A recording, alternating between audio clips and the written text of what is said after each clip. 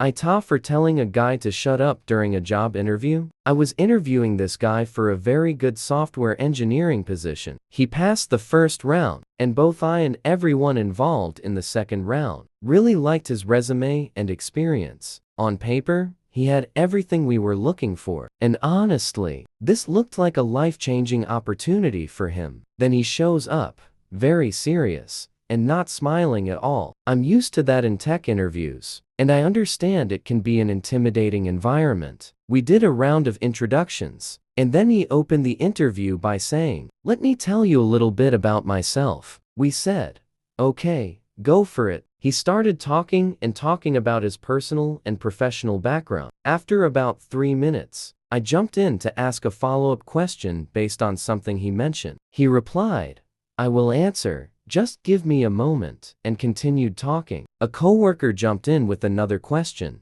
and he said the same thing to her. At this point, we were kind of looking at each other, but decided to let him continue and give him the benefit of the doubt. But after more than 5 minutes, I jumped in again with another question. I had to talk over him to do it. He finally paused and answered, but in such a long-winded way that he ended up veering into another topic. My coworker asked another question, and the same thing happened. At this point, I was ready to end the interview. I tried to politely wrap it up several times, but he was unable to read the room and just kept talking. I finally raised my voice slightly and said something like, "Thank you very much for sharing your background. In the interest of time, I'd like to ask if you have any questions for us. This is standard protocol and helps us prepare answers for future interviews." He asked a question about the team. As I was answering, he raised his finger and interrupted to talk more about his background. I let it go. Then he asked another question, which my coworker started to answer,